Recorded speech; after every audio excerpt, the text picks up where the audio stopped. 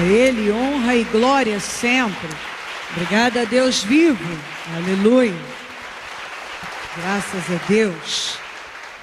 Estão ligadas as nossas vitórias. Você pega o Espírito. Que Espírito é esse? É mesmo. Diga, eu bebo do Espírito. Da palavra profética. Para 2012. Mas os que esperam no Senhor renovarão as suas forças. Subirão com asas. Como águias, correrão e não se cansarão, caminharão e não se fatigarão. Amém? Pegue a sua Bíblia, por favor, e vamos lá para Jeremias, no capítulo 13, e nós vamos ler do 1 até o 11. Jeremias 13, do 1 ao 11. Nós falávamos sobre este assunto há alguns dias atrás, algumas semanas, e eu quero pedir que você fale comigo novamente. Educabilidade. Deus me quer educável. Diga, eu preciso me deixar ensinar. Não posso parar de aprender. Jeremias 13, do 1 ao 11. Antes também, vamos falar junto. O crescimento de ontem não é o suficiente para suprir as necessidades de hoje. Entenda bem, o crescimento de ontem não é o suficiente para suprir as necessidades de hoje. Se você não cresce hoje, começa a regredir. O que aprendeu ontem tem importância, claro, tem que ter mudado a tua vida. Mas você precisa aprender mais, crescer, amadurecer. Então, algumas pessoas morreram na fé porque elas não permaneceram crescendo. Elas não deram continuidade. Elas estagnaram. Pararam. E aí não há avanços. Se você não continua crescendo, está bom que aprendi. Não, não está. Não está porque algumas coisas que nós ouvimos de Deus outro dia, que abriu os nossos olhos, coisas que nós já achávamos que já entendíamos, nós descobrimos que não entendíamos o bastante. E depois disso, quantas coisas mais você aprendeu e que ampliou o seu entendimento. Mas por quê? Porque você continuou dando espaço para conhecer mais. O que a Bíblia diz, conheçamos e prossigamos em conhecer o Senhor. Se você para, você fatalmente vai morrer na fé. O crescimento de ontem não é capaz, não é suficiente para suprir as necessidades do seu hoje. Você tem que continuar crescendo. Então vamos entender um pouco mais sobre isso. Assim me disse o Senhor: vá comprar um cinto de linho e ponha-o em volta da cintura, mas não o deixe encostar na água. comprei um cinto e o pus em volta da cintura, como o Senhor me havia instruído.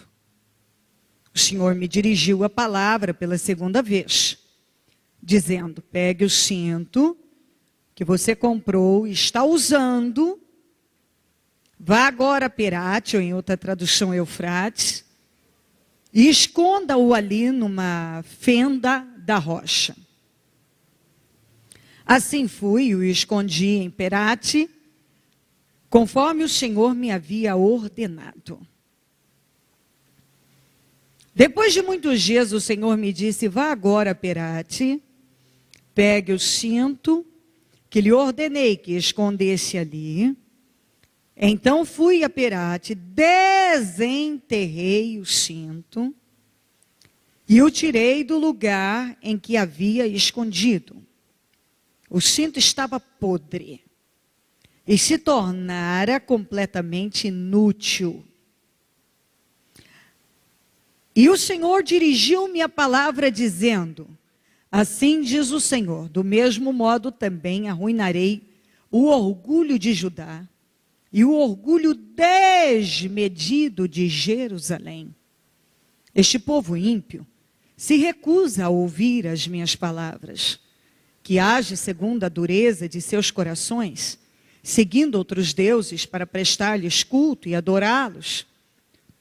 Que este povo seja como aquele cinto, completamente inútil. Assim como o cinto se apega à cintura de um homem. Da mesma forma, fiz com que toda a comunidade de Israel e toda a comunidade de Judá se apegassem a mim, para que fossem o meu povo, para o meu renome, louvor e honra. Mas eles não me ouviram, declara o Senhor. Na tradução Almeida, diz assim, no 8, então veio a mim a palavra do Senhor, dizendo: assim diz o Senhor, do mesmo modo farei apodrecer a soberba de Judá e a muita soberba de Jerusalém. Este povo maligno que se recusa a ouvir as minhas palavras, que caminha, olha isso aqui, segundo o propósito do seu coração. E anda após deuses alheios para servi-los, inclinar-se diante deles, será tal como o cinto que para nada presta. Porque como o cinto está ligado ao lombo do homem, assim eu liguei a mim toda a casa de Israel. E toda a casa de Judá, diz o Senhor, para me servirem por povo, e por nome, por louvor e por glória, mas não deram ouvidos. O Senhor mandou o profeta e comprar um cinto de linho. E o cinto de linho, o linho representa algo nobre. E mandou que ele usasse o cinto. Se nós lermos em Efésios, nós vimos o Senhor falando do cinto da verdade. Que nós já falamos aqui sobre isso. Quando a Bíblia manda cingir o cinto da verdade, é apertar o cinto. Aperta o cinto. E quando falamos da verdade, estamos falando da palavra. Então, como eu em oração falava com Deus, você conhece a palavra e a palavra te liberta. O que liberta é a palavra. Então, muitas vezes, uma pessoa, ela fica possessa, nós expulsamos o mal. Mas como o mal vai deixar de ter poder sobre ela e não vai mais tomá-la, dominá-la, possuí-la? A partir do momento que ela deixar a palavra entrar no coração e praticá-la. E praticá-la, porque eu sei, então eu pratico. coloco em prática. Ele mandou comprar este cinto e colocou na cintura por ordem de Deus. E o povo viu ele andando com um cinto perfeito. Um cinto de linho. Algo nobre. Bonito. Aí ele mandou tirar o cinto e enterrá-lo. Depois de alguns dias ele mandou ir lá desenterrar. Quando ele desenterrou o cinto estava podre. E o que o Senhor disse? Ele fez uma analogia. O cinto de linha é uma analogia para quem quer permanecer útil.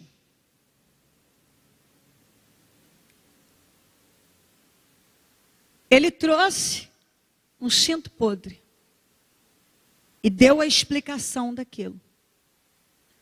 Enquanto Israel estava obedecendo, temendo, priorizando, reverenciando o Senhor, Israel era útil. Era um cinto útil. Deus olhava para Israel com orgulho, com prazer.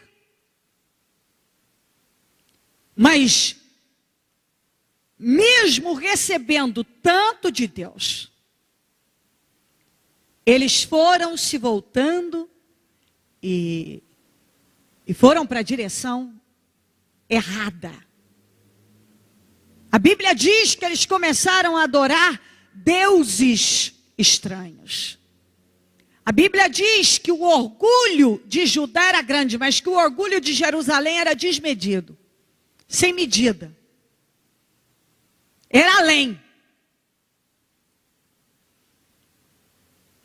E o Senhor queria mostrar, através daquela analogia, usando o cinto de linho, o estado espiritual em que estava Israel.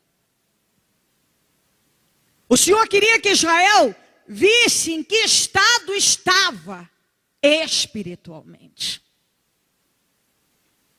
Eles haviam se tornado inúteis, apodrecidos. Porque qual é o trabalhar de Deus? Para que haja amadurecimento. E o que aconteceu com Israel? Apodrecimento. O que Deus trabalha na vida de cada um de nós? Para que você cresça, e cresça, cresça, e amadureça na verdade, que é a palavra. O que aconteceu com Israel após ter visto o poder de Deus? A glória de Deus, ter o cuidado de Deus. Israel não amadureceu, Israel apodreceu. E Deus disse, se tornaram inúteis para mim. Como esse cinto, que outro dia tinha utilidade e agora não serve para nada, a não ser para jogar fora. Essa é a condição desse povo. Que Deus chamou de povo ímpio, povo maligno. Povo que se tornou inútil em função da condição espiritual. Inútil. E Deus quer que nós pensemos a respeito. Porque isso aqui tem acontecido com muita gente. Um dia ele foi útil para Deus, útil para o reino. Um dia, ele até aceitou alguns o propósito de Deus, mas depois mudou. Não está mais no propósito de Deus, mas sim no propósito do seu próprio coração. O que ele quer. Ele não faz o que Deus quer. Ele faz o que ele quer. Não é o que Deus quer. É o que ele quer. É o que a pessoa quer. Eles se voltaram para outros deuses. E o que significa? Tudo que ocupa o lugar de Deus se torna um Deus. Seja um filho, seja um relacionamento, seja um emprego, seja seu carro zero, sua profissão, seu emprego. Está ocupando o lugar de Deus, se tornou um Deus. E na vida de algumas pessoas, muitas coisas têm prioridade e eles te doam e etc. Mas para Deus não. E não são poucas as pessoas que já ouviram isso muitas vezes. E sabe o que acontecia com Israel? Israel, muitos aqui estavam cegos, julgavam que estavam numa boa condição espiritual, mas Deus queria que através do profeta, daquela analogia com cinto de linho, eles vissem a condição espiritual em que estavam. Porque infelizmente muitas pessoas querem se enganar. Ela não pratica o que Deus espera, mas ela quer se enganar que está tudo bem com ela espiritualmente. E Deus queria mostrar para Israel que eles não estavam bem espiritualmente. Que Deus não estava feliz com a condição espiritual deles, que Deus não estava feliz com a situação em que eles estavam espiritualmente. Eles saíram do propósito, eles deixaram um orgulho, e no caso de Jerusalém, um orgulho sem medida, além, tomar conta deles. Eles não amadureceram, mas apodreceram na fé. Eles apodreceram. E eu creio que é o que o Senhor espera que cada um busque perceber agora. Qual o meu real estado? Qual a minha realidade espiritual? Porque você pode discursar bonito sobre Deus, mas se você não tem prática, não pode dizer que agrada a Deus. Muitas pessoas discursam maravilhosamente sobre Deus. Muito bem, elas podem, eu posso me sentar ali e elas vão falar a palavra que elas vão escorregar. Mas não há prática, então não há espírito. Se não há prática, não me venha dizer que há espírito, porque não há. Se não há prática, não há espírito. Pode haver letra, emoção, mas não há espírito. Israel estava com o espírito morto. O espírito havia morrido. Eles eram mortos espirituais.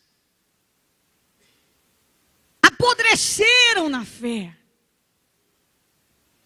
Conheciam as regras, conheciam o sistema, cumpriam com rituais.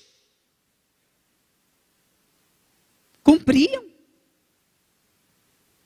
Muitos cumpriam com todas as cerimônias, mas eram mortos espirituais. Mortos. O Senhor disse que eles eram como aquele cinto podre. Assim está Israel, como esse cinto podre. Eles, para nada, olha a expressão na Almeida, corrigida, para nada presta. Porque a partir do momento que você morre na fé, que você não tem espírito, que você apodrece espiritualmente, não glorifica a Deus em absolutamente nada. Não glorifica. Gente, o fracasso não é só uma coisa que acontece. O fracasso é uma atitude. Tem gente que não se deu conta que é fracassado espiritualmente.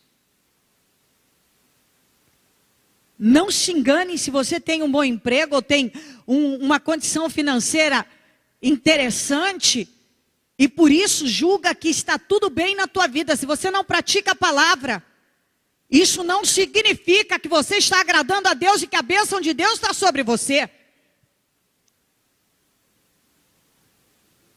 Não significa. Algumas pessoas querem justificar algumas coisas. Não, está tudo bem comigo. Não justifica. Se você espiritualmente não tem estado dentro daquilo que a palavra orienta, então a sua condição não agrada a Deus espiritual. E isso significa que você está arriscando o que é mais importante na tua vida, que é a tua salvação. O que deve ser mais importante, a tua salvação. Muitos já saíram do propósito de Deus e hoje estão caminhando na direção do propósito do coração, do seu próprio coração. Quer dizer, é o que ele quer, o que ele acha, o que ele pensa e não importa. Não venha me dizer o que fazer. Israel. Judá estava nesse orgulho, mas Jerusalém estava com orgulho desmedido. Estava além. Estava além. O orgulho era desmedido. Sem medida. Sabe aquilo que se fala, extrapolou, passou? Passou. Eles faziam as coisas ao modo deles. Não ao modo de Deus. Se perderam. Pararam de crescer. Não amadureceram mais. E acabaram apodrecendo na fé. E com uma vida espiritual apodrecida, não tinha mais utilidade para o reino. E foi isso que o Senhor falou. Corações duros. Duros. O coração estava duro. Não queria ouvir a Deus. E cabe a cada um pensar a respeito e buscar perceber a sua realidade espiritual. Leve isto muito a sério. Qual sua condição espiritual de verdade? Pelas suas práticas, pela sua, aquilo que você pratica. Você sabe. Aquilo que você faz ou deixa de fazer, você sabe qual é a sua condição. Você vai entender perfeitamente, não adianta tentar se esquivar. O que sai da tua boca? O que você para ouvir?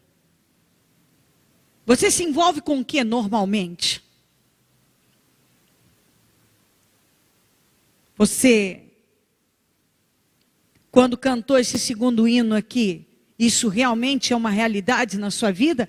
Não vivo mais o que o mundo diz, não faço mais o que o mundo faz, sou peregrino aqui cumprindo uma missão. Pois Jesus Cristo me ungiu para boas novas proclamar. Minha maior motivação é ter certeza da salvação. O que mais motiva você? Agradar a sua carne, agradar pessoas. ou agradar a Deus? O que mais move o seu espírito? Você sabe. Você tem as respostas aí. Nesse momento. Você está na condição do cinto antes de ser enterrado ou depois de enterrado? O cinto de linho perfeito, bonito, na cintura do Jeremias? Ou o cinto depois que foi enterrado? E depois, quando foi desenterrado, estava podre? Porque quando você enterra o quê? Uma coisa morta. E quando ele pegou aquele cinto, estava podre. E o Senhor disse, essa é a condição espiritual de Israel. Mortos espirituais. Se tornaram inúteis porque apodreceram na fé. Apodreceram. Vem aqui para Jeremias 18.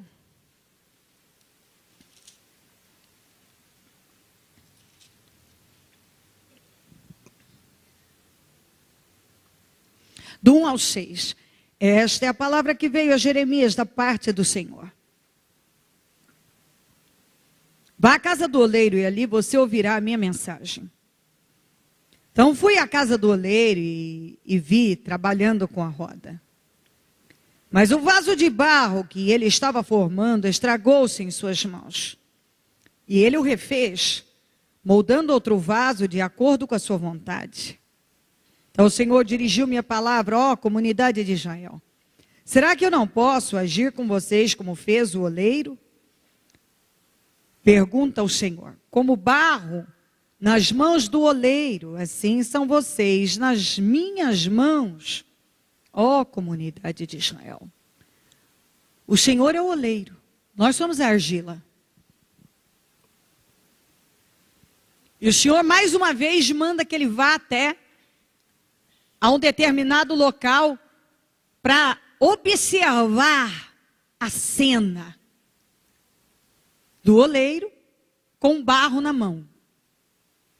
Imagina, visualiza, talvez você já viu ou talvez até trabalhou com isso. Com argila, ali você pode moldar, modelar e transformar aquela argila no que você quiser. E o Jeremias ficou olhando a cena e o Senhor falou, está vendo? Viu que o vaso estragou? Porque o vaso estragou e ele fez um novo. Eu não posso fazer moldando outro vaso de acordo com a sua vontade. Então o Senhor disse, ó comunidade, eu não posso fazer, agir com vocês como fez o oleiro? Claro que pode. Mas se você estiver nas mãos dele. E esse tem sido o problema na vida de muitos. Se colocar de verdade nas mãos de Deus. Porque tem gente que se coloca nas mãos do diabo, nas mãos do mundo, nas mãos do marido, nas mãos da mulher, nas mãos do filho, nas mãos do amigo. Nas mãos de alguém, nas mãos do mal para dominar e controlar a carne. Ele se coloca nas mãos de muitas pessoas. Mas ele não está nas mãos de Deus. Não é Deus que dirige a vida dele. Isso tem acontecido com muita gente. Deus fala algo, mas a pessoa não faz o que Deus falou. Ela faz o que a fulano, o cicrano, o beltrano falou. Não é o que Deus falou. A pessoa ouve uma coisa aqui, mas quando ela sai lá para a vida, ela não leva o que ela ouviu aqui para a vida dela. Ela continua vivendo a vida dela da mesma maneira de antes. O que ela aprendeu fica aqui, ela não leva com ela. E é por isso que muitos têm morrido, apodrecido na fé. E não são mais úteis para Deus. Porque a pessoa ouve aqui, mas quando ela sai, ela não leva para a vida dela. Não passa a fazer parte da vida dela.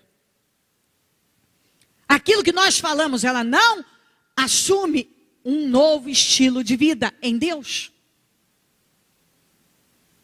E o Senhor queria fazer com Israel como o oleiro fazia com argila. Não deu certo um vaso, eu faço um novo, e mais bonito, e etc. E é o que Deus quer fazer na vida do seu povo. Mas como que Ele vai transformar a vida de uma pessoa que não está nas mãos dEle? Ele quer usar, Ele quer abençoar, Ele quer encher do poder dEle. Ele quer prosperar de todas as maneiras. Mas a pessoa não se submete a Deus. Ela não consegue se colocar em dependência total de Deus. E isso é fundamental. Você tem que depender de Deus, não do vício, não do sexo, não do dinheiro, não de não sei quem. Tem que depender de Deus. Porque tudo isso falha, mas Deus não falha. Tudo isso passa, mas Deus não passa. E alguns dependem de tudo. Eu não vivo sem esse vício? Já ouvi um monte de vezes. Para com vício. Não para. Para de viver uma vida sexual ilícita. Para. Eu não dou conta. Como não dá conta? Para de pensar nisso. Trabalha, vence essa guerra. Para de mentir. A covardia de muitos faz com que a pessoa vá lá e viva sempre contando uma nova mentira. Por covardia. Porque não consegue falar a verdade. Isso é um demônio. Aí você expulsa, sai dessa vida, em nome de Jesus. Espírito do vício, espírito do adultério, da fornicação, da prostituição, espírito da mentira. Saia, saia. Mas a pessoa sai lá fora, ela acabou de receber uma oração de libertação, ela acende um cigarro no meio do caminho.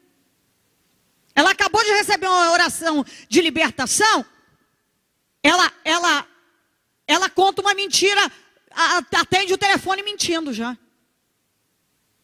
Conhecereis a verdade, e a verdade vos libertará. A verdade é a palavra. Se você não entende, não deixa entrar. Bom, isso é contrário à Bíblia, então eu não vou fazer. O diabo continua tendo poder sobre a vida da pessoa. Ela continua sendo possuída pelo mal.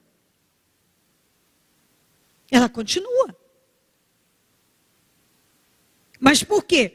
Porque ela não se colocou como a argila, como o barro, nas mãos de Deus. E se isso não acontece, como é que Deus vai fazer da tua vida uma vida nova? Uma vida transformada?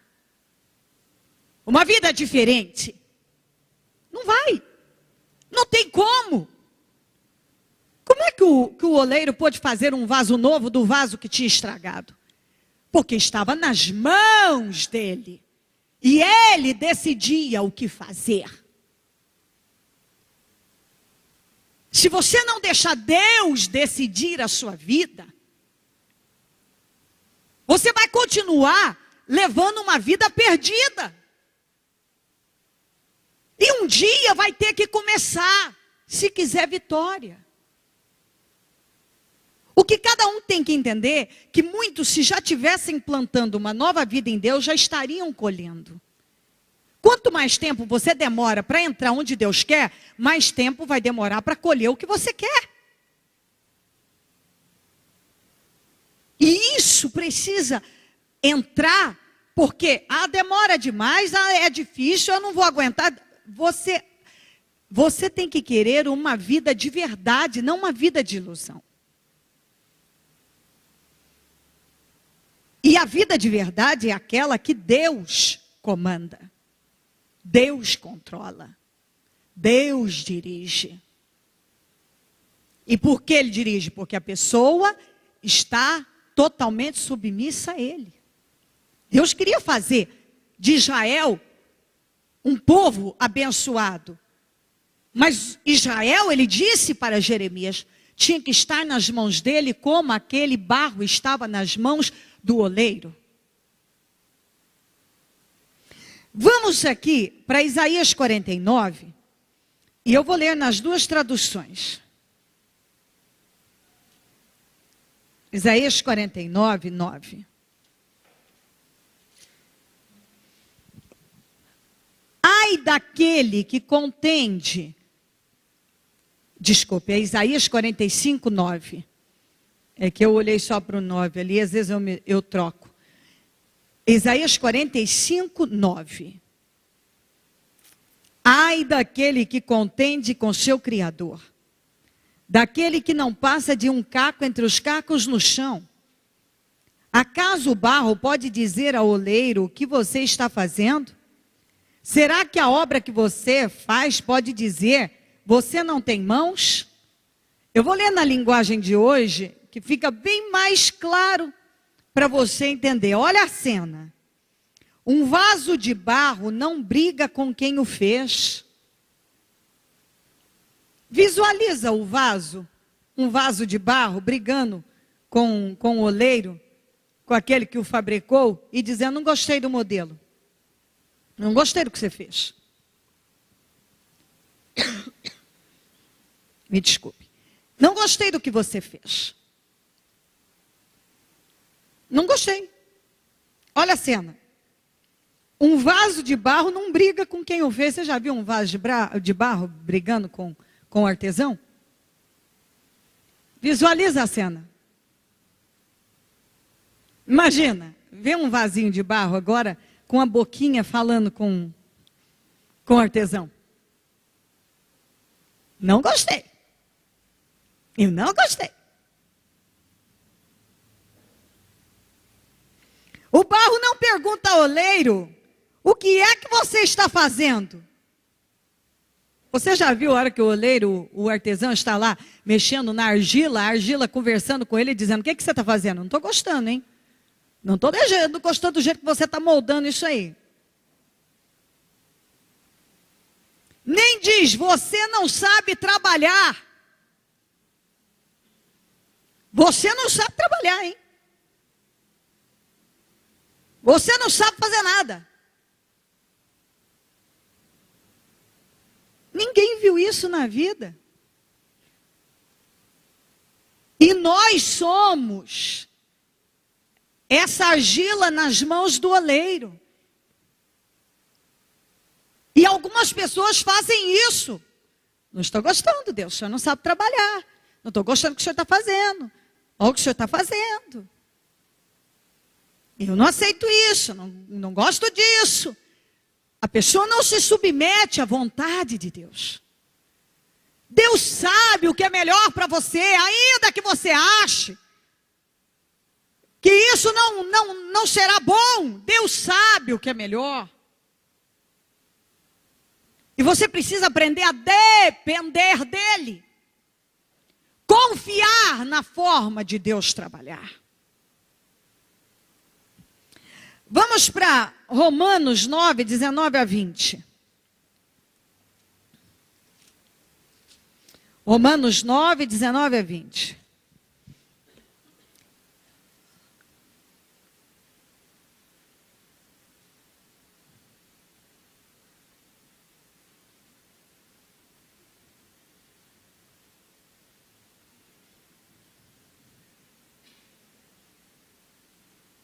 Mas alguns de vocês me dirão, então por que Deus ainda nos culpa? Porque resiste à sua vontade? Mas quem é você, homem, para questionar a Deus? Acaso aquilo que é formado pode dizer o que o formou? Por que me fizeste assim? O oleiro não, eu vou continuar. O oleiro não tem direito de fazer do mesmo barro um vaso para fins nobres, outros para uso desonroso. Quer dizer, ele vai lá e faz do jeito que ele quer. Ele faz esse vaso aqui para isso, esse aqui, e Deus tem trabalhado para fazer o que do seu povo? Vasos de honra. vasos de honra. Porque quem resiste à sua vontade? Mas quem é você, homem, para questionar a Deus? Quantos que questionam a Deus? Quantos que não deixa Deus assumir o controle, não deixa Deus fazer a obra que Ele quer fazer, e ainda vive questionando a Deus?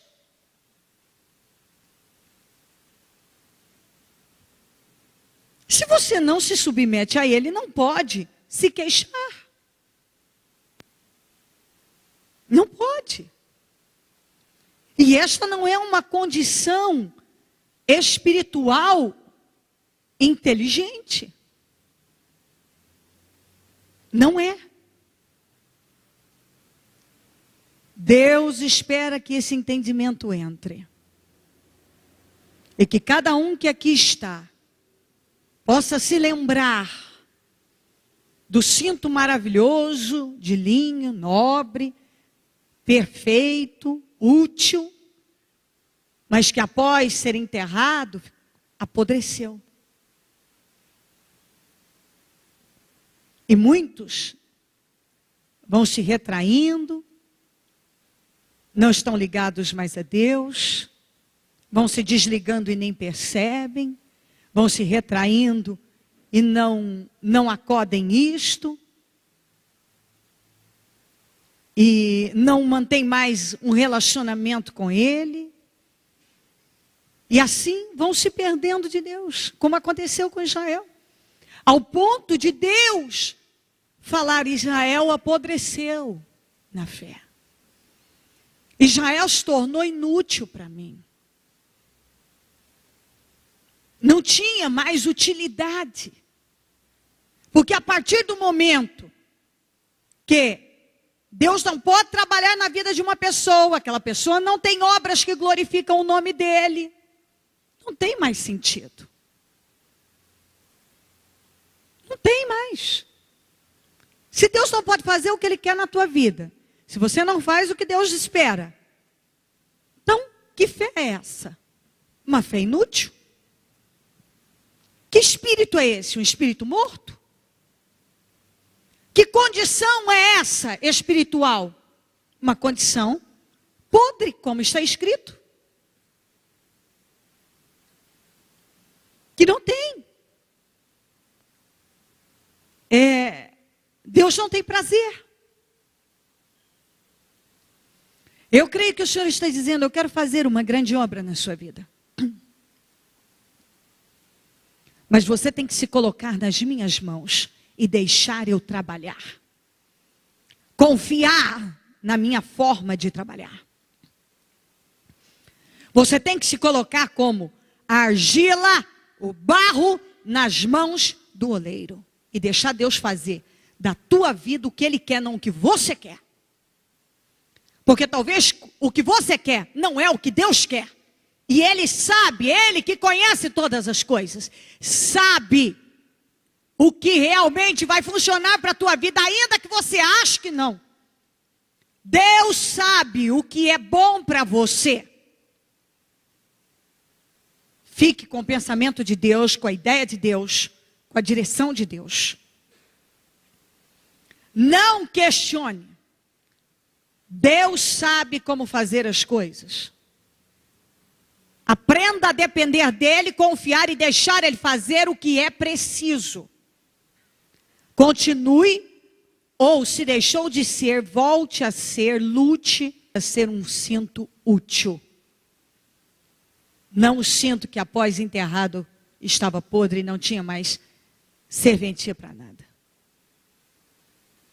Isso tem a ver com a sua condição espiritual, não se esqueça. Decida se perceber hoje. Se você para de crescer, você começa a morrer. O crescimento de ontem não é capaz de suprir as necessidades de hoje. Por isso que o que aconteceu ontem é passado. O seu crescimento, tudo. Hoje você precisa crescer mais. Você precisa avançar mais. E amanhã, o que você aprendeu e o seu crescimento de hoje, para amanhã, não será o bastante. Você tem que crescer um pouco mais amanhã. É isso que Deus espera que você entenda. Coloque-se em pé, por gentileza. E a mão no seu coração.